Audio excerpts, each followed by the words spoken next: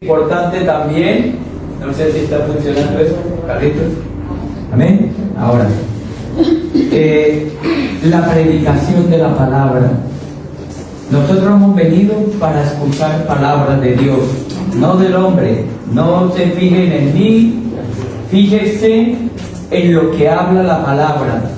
Una palabra de Dios es suficiente para sanar, liberar, para suplir la necesidad que todos tenemos. Amén, Padre.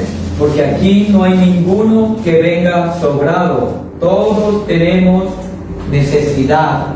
De alguna forma u otra tenemos. Yo no vengo a hablarles de eso, por supuesto. Yo, esta semana que pasó el día 30, el día miércoles, el miércoles pasado, ha sido una fecha muy importante para mí, porque fue mi aniversario de boda. 20 años esta mujer ha tenido que aguantar. Está ahí, ¿no? Un día llegamos y tomamos esa decisión, reunimos todos nuestros papeles y hablamos con nuestro pastor y le dijimos: nos vamos a casar. Hemos tomado la decisión de casar. Y de eso ha transcurrido 20 años. El día 30 de julio hemos completado 20 años. Y yo preguntándole en esa semana al Señor acerca de qué palabra podía traer para la edificación de la iglesia, el Señor me movía, el Espíritu Santo me movía a predicar sobre el matrimonio, la importancia, la relevancia. Yo creo que es lo más relevante que Dios ha hecho por los seres humanos, unirnos uno con otro. El matrimonio es un ministerio por encima de la obra del Señor. Fíjate lo que le digo.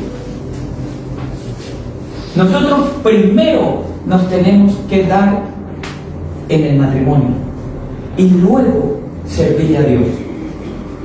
Y ya vamos explicándolo, porque este estudio me tomará, yo creo, unas 2 semanas, pero yo creo que es necesario, porque muchas veces nosotros o muchas personas le damos: no, primero Dios. Sí, es verdad, primero es Dios, pero primero que todo usted tiene que atender el matrimonio. Y Dios, en esa fidelidad en el matrimonio, Dios te va a utilizar para el servicio a Él. ¿Ve? Yo he escuchado muchas personas que dicen: no, primero Dios, y usted, el marido o la mujer, aparte lo que sea. Y esto no es el orden establecido por Dios. En el contexto que vamos a hablar hoy, de Efesios 5:22 para adelante, pero hay un contexto antes. El 5:21 dice, Efesios 5:21, pero leemos en el nombre del Padre, del Hijo y del Espíritu Santo. Yo creo que esté muy atento, porque yo creo que se van a decir cosas interesantes que a ti te deben o debes de poner en práctica. Dice: someteos unos a otros en el temor de Dios. El matrimonio es un sometimiento. El matrimonio es someterme yo a la otra persona, no hacer la voluntad de la otra persona. Dice una palabrita clave ahí enseguida de someterme, dice: en el temor a Dios. Esa palabra, temor a Dios, significa el cumplimiento absoluto de su santa y bendita palabra, no en el cumplimiento de mi santa y bendita voluntad. Porque yo quiero que la otra persona haga mi voluntad y no la voluntad de Dios, porque muchas veces somos espirituales y queremos acomodar mi voluntad con algunos pasajillos bíblicos para que se haga mi voluntad, creyendo que estoy andando en el temor de Dios. Escúchame, en el matrimonio no gobierna la mujer, pero tampoco gobierna el marido. Es una unidad, es una mezcla, es una unidad donde los dos caminan unidos en el temor de Dios. Un matrimonio, por eso el Señor hace énfasis en el yugo desigual. Cuando usted se quiera casar, los solteros, buena cosa, es lo mejor que están solteros. Dijo Pablo como consejo, si se quedan así, mejor. Se ahorran cantidad de problemas, se lo digo yo.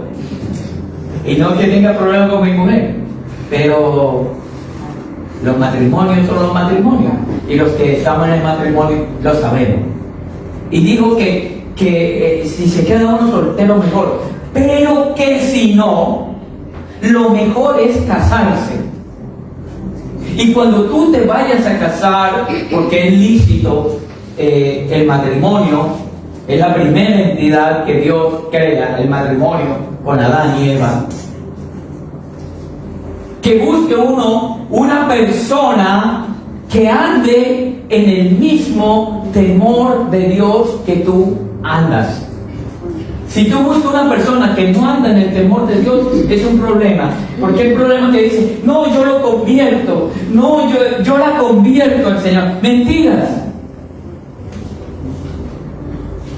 El matrimonio, la mejor forma es dentro de la iglesia. Personas con el mismo temor, la misma hambre, el mismo deseo que hay en ti, tiene que haber en la otra persona, porque va a ser la única manera que ese matrimonio agrade a Dios. Amén. Yo cuando me casé con ella, yo sabía que yo tenía el temor de Dios, y yo lo primero que le dije al Señor, mira, yo quiero una persona que me agrade, que me guste físicamente, visualmente, normal, pero quiero una mujer que te ame a ti. Y si te ama a ti, me va a amar a mí.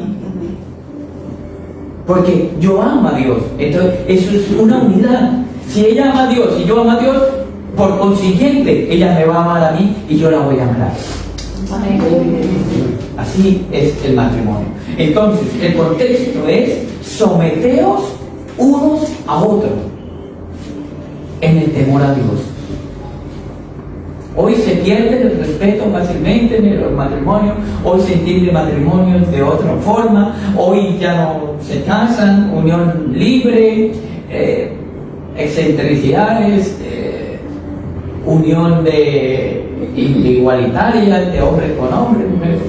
Hay cantidad de aberraciones hoy en día. El matrimonio es una institución en la cual, mira, escúchame, estos son unos pensamientos mundanos de lo que la gente piensa que es el matrimonio. Muchos piensan que el matrimonio es una cochera de cerdos, en los que piensan que los que están adentro quieren salirse y los que están afuera quieren entrar. Eso no es el matrimonio. Otra definición que tienen en el mundo del matrimonio es que la sustitución en que ninguna mujer obtiene lo que esperaba y ningún hombre espera lo que obtiene. Así se llegan a pensamientos. El matrimonio es la única guerra en la que uno duerme con el enemigo.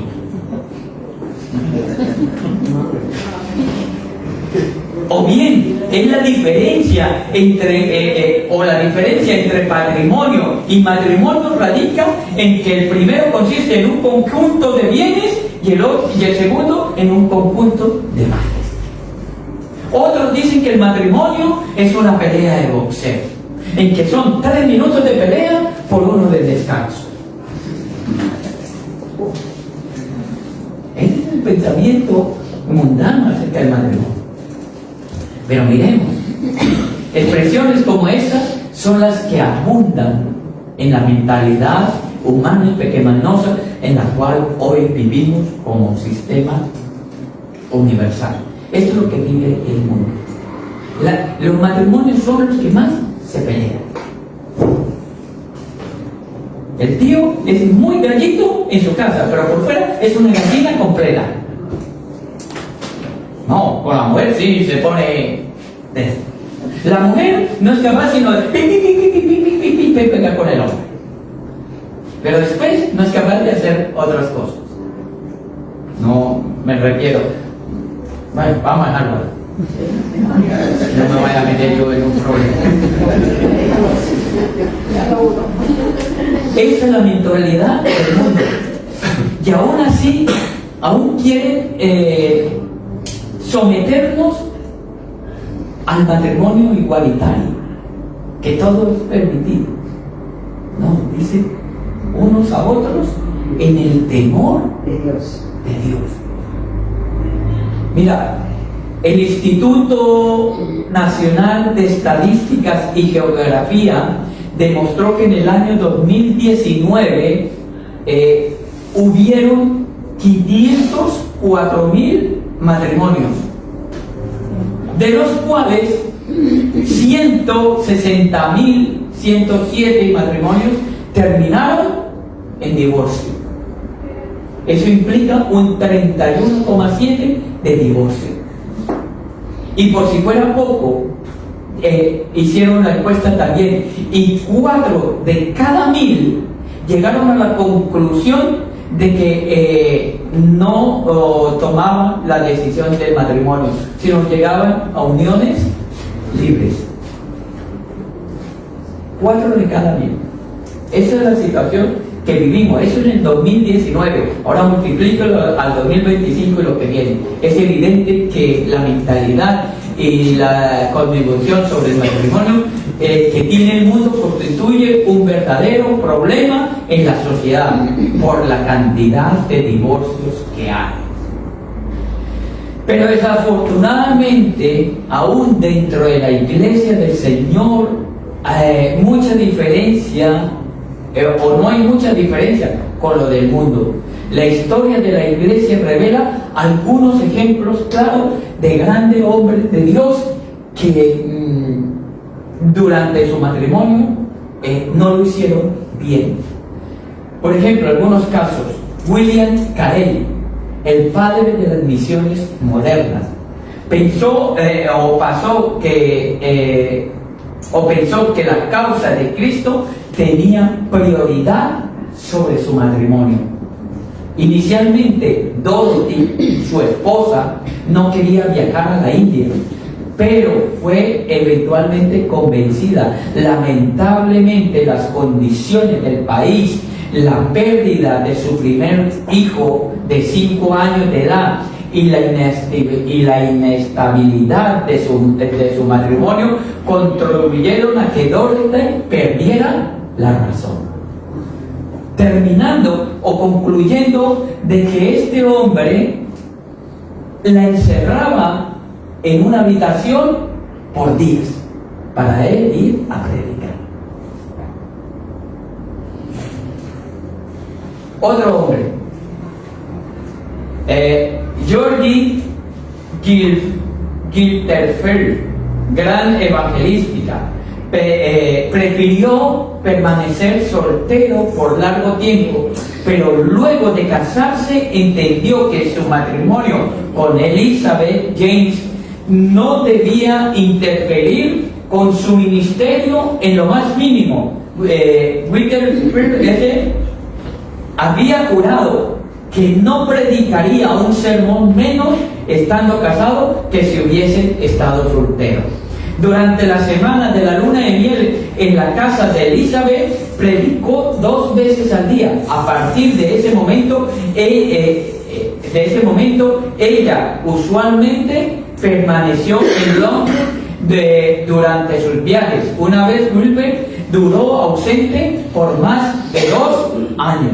Cuando la palabra de Dios dice que no se separe el uno del otro, a no ser por poco tiempo y a causa de la oración. Otro hombre, John Wesley, conocidísimo, fundador del movimiento metodista. Tuvo una esposa que se llenó de resentimiento contra él y su ministerio, y terminó separándose de él al final de sus días. Poco tiempo después de casarse, la pareja enfrentó grandes conflictos. Wesley estaba cada vez más distante de su esposa debido a su itinerario de predicaciones. Un hombre de Inglaterra escribió una vez que entró a la habitación sin previo aviso para encontrar a Molly, esposa de John Wesley, arrastrándolo a su marido por los pelos. Pero John, que podía ser violento con sus palabras, o sea, el tío hacía unas predicaciones que él era de eso, lo llevaba su mujer por los pelos, arrastrando a su marido por los pelos. Escribió: si fueras enterrada en este momento o si nunca hubieras nacido, ¿qué predica sería tú para la causa de Dios? Después de años de conflicto, Molly finalmente dejó a James Wesley, a su marido, y no regresó. No podía creer que un ministro metodista podía predicar, podía ver, ¿dónde voy? Arrastrada a su marido, sería para la causa de Dios. No podía creer que un ministro metodista pudiera predicar un sermón menos o viajar un día menos por estar casado. Estos son algunos de los ejemplos de hombres de Dios.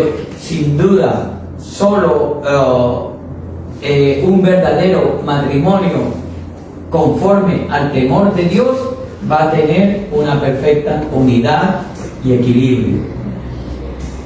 Efesios 5:22 al 33 nos dice de la siguiente manera: 5:22.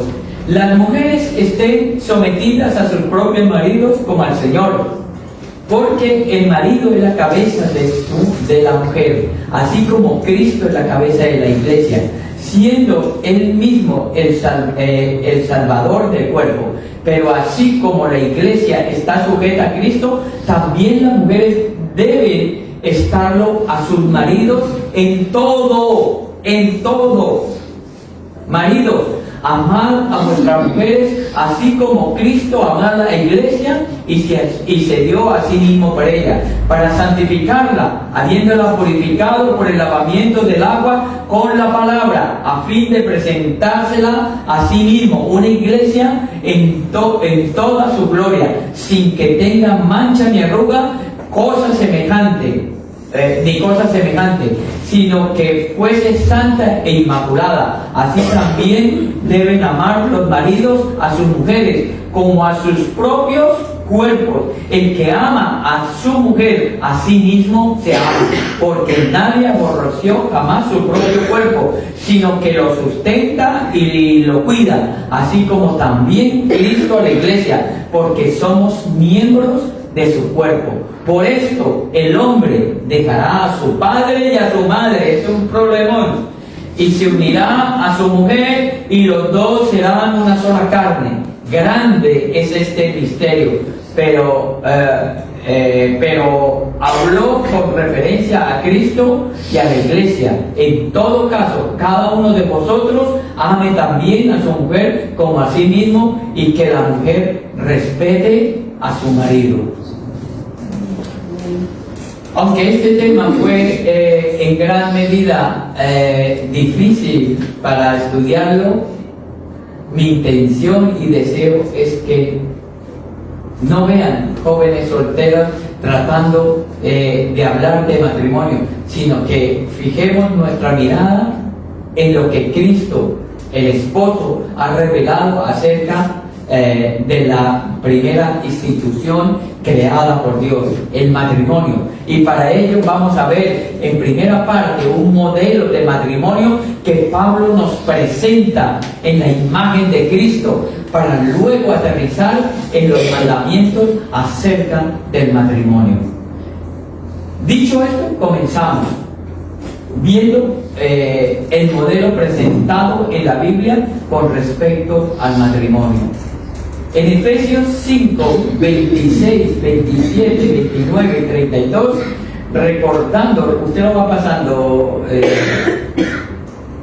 Manuel, 26, 27, 29 y 32, recordando lo que vimos en esta introducción y mencionando la evidencia de una persona que es controlada por el Espíritu Santo, dice: busca una sumisión absoluta a Dios. O sea, someteos los unos a los otros en el temor a Dios. El matrimonio es igualito. Someteos unos a los otros en el temor de Dios. No es el hombre o no es la mujer que se someta al hombre, sino es los dos. Ella se somete a mí y yo me someto a ella, pero en el temor de Dios. Por amor a Dios lo hago. O sea, no hay mayor. Sí, Dios pone que el hombre es la cabeza y que la mujer debe respetar a su marido, pero que el hombre ame a su mujer como Cristo amó a la iglesia. Entonces ahí hay una igualdad, pero a la vez hay un sometimiento, una sujeción. Mira, no sé, hay veces que las mujeres se quieren salir con la suya y uno tiene que ceder a eso, porque si no lo castiga. El que entendió, entendió. ¿Sabes? Sí. Y entonces quieren ellas imponer su voluntad. Y muchas veces llevan razón, pero muchas veces tampoco llevan razón. O el hombre también quiere decir: no, pues yo soy aquí el que trabajo, aquí se hace mi voluntad. No ayuda a la casa, no lava un plato, no frega. Ese soy yo, ¿vale? Primero. Llego cansado, papá. No, las mujeres son de la casa, de cuidar a los niños, papá. Pero no es verdad, tampoco. Es una unidad. Entonces, entendámoslo por ese lado. Estamos hablando de un modelo de matrimonio conforme Cristo lo habla, o conforme su palabra lo habla. En Efesios 5, 21 y 22 dice: 5, 21 y 22, someteos unos a otros en el temor de Dios. Y el 22 dice, 5:22 dice: las casadas estén sujetas a sus propios maridos como al Señor. Sujeta. O sea, que no haga lo que a usted se le da la gana. Haga lo que le dice el marido. No. Pero dice: las casadas estén sujetas. Esa palabra sujeta lleva el énfasis en el temor de Dios. Sujeta. Ya han hablado. Escuchemos al marido. Muchas mujeres no escuchan a su marido. Muchas mujeres han tomado el puesto del marido. Y no se puede. No se puede. El marido es el marido, es la cabeza. Y Cristo tomará responsabilidad al marido de su mujer. No, le va a decir allá al Señor: no, Señor, es que usted me dio una mujer, pero es que ella era la que mandaba. ¿Y por qué se dejó? No, porque si no me castigaba, si no esto, lo uno, lo otro. No, mujeres, escúchame, es muy serio. Mujeres no pueden quitar el lugar del marido. El marido es la cabeza. Aunque sea el tonto más tonto, hubiera escogido mejor. Sí, hubiera escogido mejor. Pues ese escogió, ese tiene. Y Dios lo ha puesto por cabeza del matrimonio. Las mujeres hoy en día tienen o el enemigo o Satanás ha tomado una ventaja y ha querido que la mujer suplante los roles del hombre. Mira, y yo lo he visto, y esto es real. Hacían unas encuestas sobre las mujeres. ¿Qué pasaría si las mujeres dejaran de existir? ¿Qué pasaría? ¿Ustedes creen, hacían la pregunta, ¿ustedes creen que el mundo, la infraestructura y todo seguiría funcionando? Sí seguiría funcionando, y se lo explico, porque los hombres tienen la capacidad lo mismo de poner una lavadora, de hacer comida, de trabajar en la obra, de estar en la petrolera, de estar en cosas grandes. Funcionaría el mundo si estuvieran los hombres. La pregunta es, ¿qué pasaría si dejaran de existir los hombres? ¿El mundo seguiría?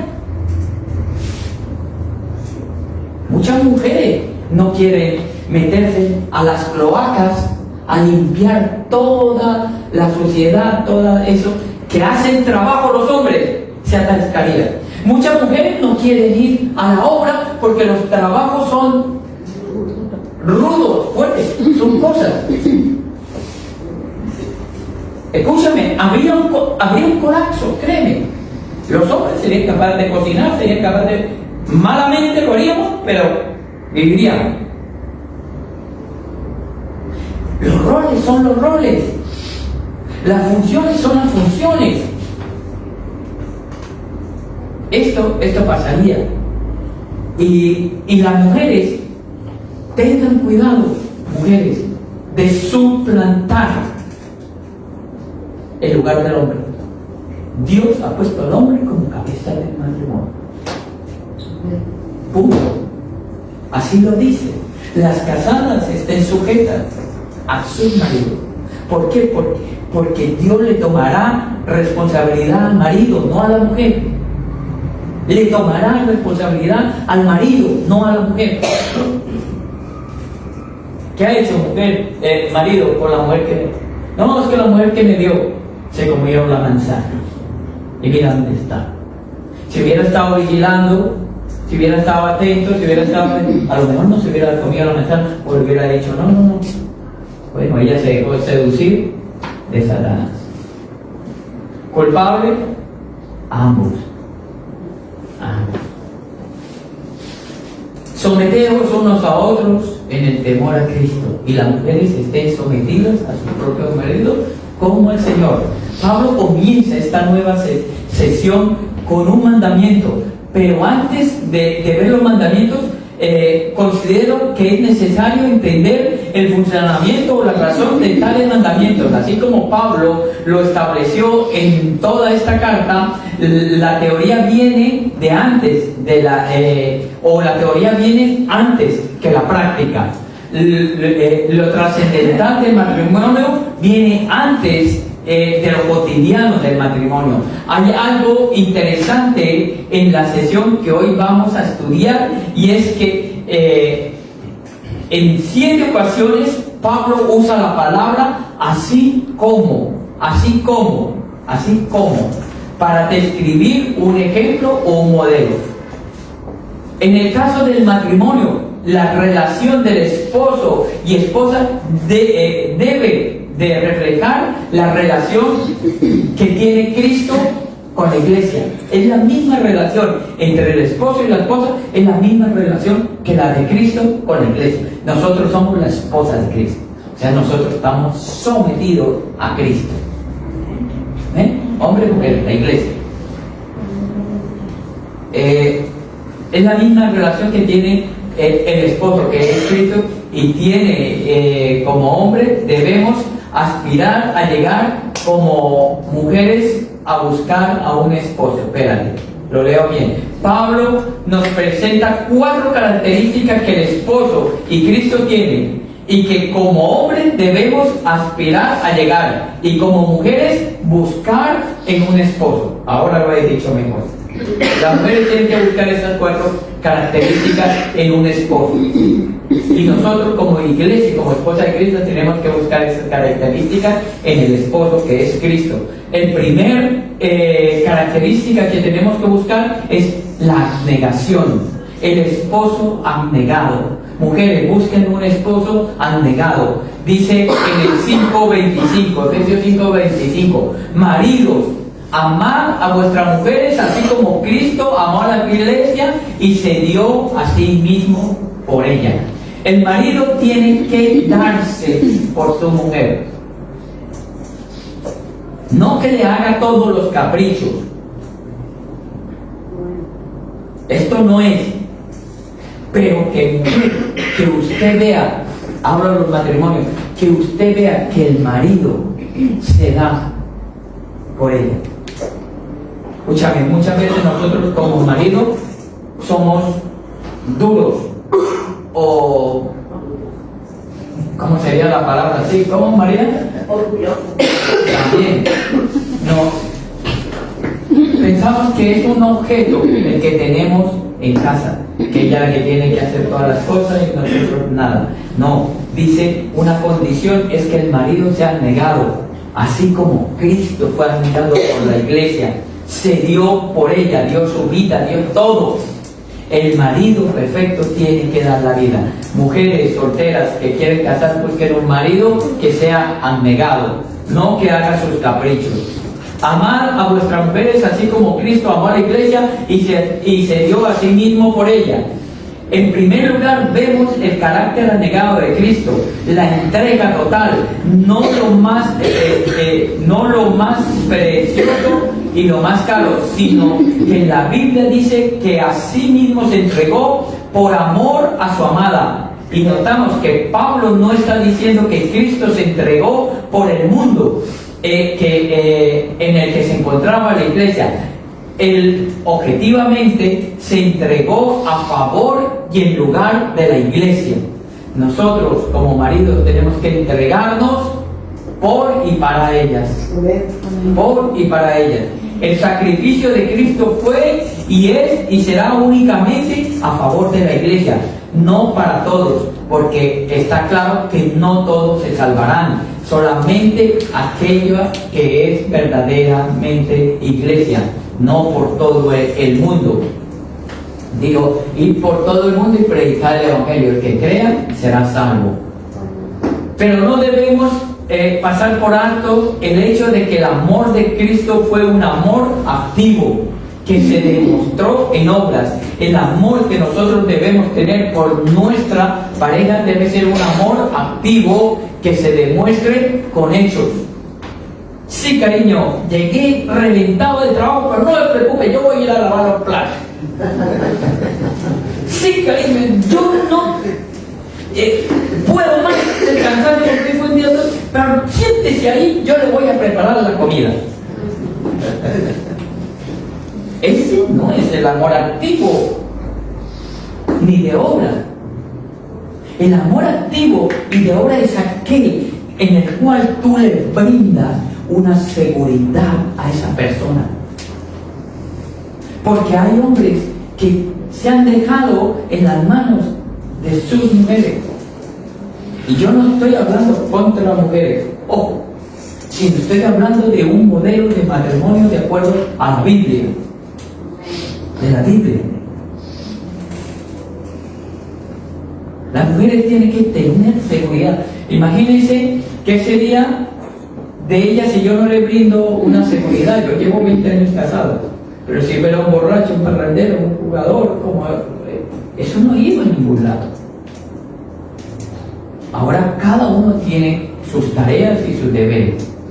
Si tú trabajas como hombre y tú como mujer también trabajas, es normal que haya una unidad en todas las tareas que tenemos que hacerlo, porque usted llegará cansado como yo. Ahora, si usted se ocupa de tu casa, de tus niños, pues hombre, seamos equitativos y miremos, esa persona se pega todo un día trabajando, pues es justo que le tengan por lo menos los alimentos preparados. el amor se demuestra activamente y con obras. No solamente del marido a la esposa, sino de la esposa al marido también.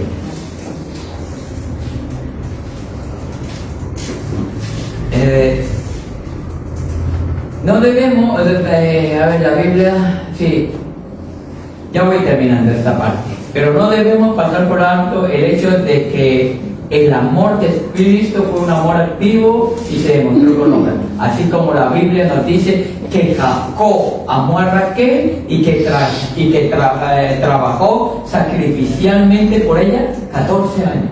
Fíjate, ¿cómo sería el amor que al hombre se le pasaron? Como si fueran nada. El amor por Raquel, para poder estar con ella. Asimismo, Cristo se entregó como una ofrenda y sacrificio a Dios como olor fragante, en Efesios 5:2. Así, Efesios 5:2, se me quedó dormido el ayudante. Así como Cristo amó a su amada, a su iglesia, este es el estándar tan alto que Pablo pone por el amor hacia las esposas por parte de los esposos, así como Cristo amó a su iglesia. El estándar es alto de los maridos. Maridos, tenemos que amar a nuestras esposas como Cristo amó a la iglesia. ¿Usted ama a su esposa de esa manera? 5:2. Andad en amor como también Cristo nos amó y se entregó a sí mismo por nosotros, ofrenda y sacrificio a Dios en olor fragante. Y en Filipenses 2, del 5 al 11, creo que es uno de los mejores pasajes que enseña acerca de la negación y del amor de Cristo. Ahorita lo leemos. En teología, a esta doctrina se le llama la kenosis de Cristo, el vaciamiento de Jesús al venir a la tierra. Mira cómo fue. Él siendo eterno Dios, autoexistente, autosuficiente, dice que nació de una virgen, nació como bebé, dependiendo de un par de personas, de seres humanos. Lo va pasando tú de Filipenses del 5 al 11. Va a ir pasando los versículos para que la gente vaya leyendo ahí y no léelo yo. Dice, se sometió a José y a María. ¿Sí? A ver, entonces voy. Dependiendo de un par de seres humanos, el soberano del universo se sometió a la autoridad de José y María, inmutable. Pasó por la adolescencia, cambió físicamente, crecía en sabiduría e inteligencia. El Todopoderoso se subió a un barco y se quedó dormido. Se sentó a descansar junto a un pozo. El omnipotente Dios tuvo que caminar de un lado a otro. La fuente de toda la bendición se hizo maldición por causa nuestra.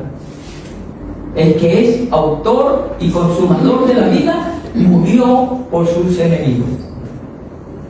Fíjate, eso se llama la kenosis de Dios, el vaciamiento de Dios. Hicieron una encuesta a varias personas, hombres y mujeres, y comenzaron con las mujeres. La pregunta era más o menos así. Dice, si usted se encuentra en una situación de muerte y tiene que dar tu vida o la de tu marido, ¿cuál daría? La de mi marido. La de mi marido. Todas, 100% respondieron que se salvaban ellas. Unas decían que porque tenían los niños, otros decían que porque ellas tenían que estar. Bueno, daban cantidad de respuestas. ¿Cuál escogería? Entre tu vida y la de tu marido. La mía, decía la mujer. Hicieron la vuelta y preguntaron a los hombres: si usted se encontrara en una situación de muerte y tuviera que salvar entre tú y tu mujer, ¿a quién salvaría? El 100% de los hombres dijo que la mujer salvaba a la mujer. 100% de los encuestados. Un poco lo pueden buscar en internet o se las busco la F y se las paso para que vean. Cuesta. Estoy preguntando al mundo, no a la iglesia, por supuesto.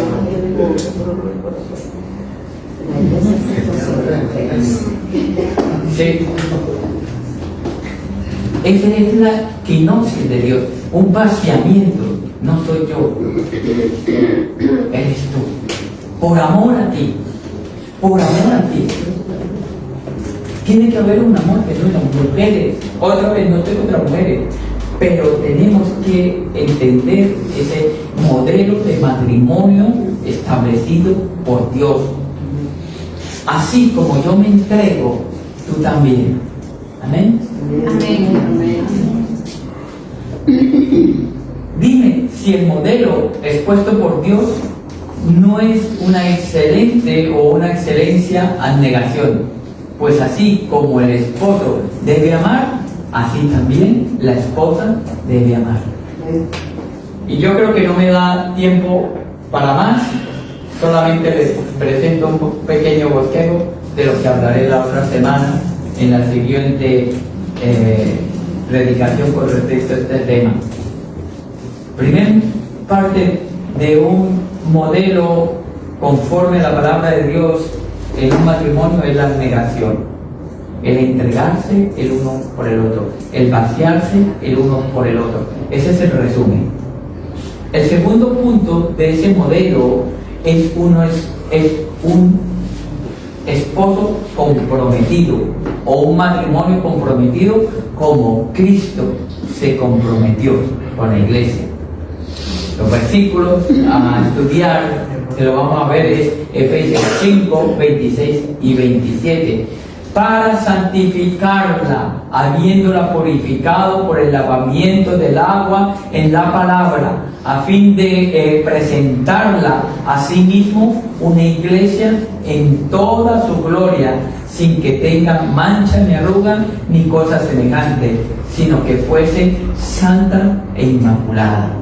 Ahí les voy a dar esos dos versículos que los vamos a estudiar la próxima semana.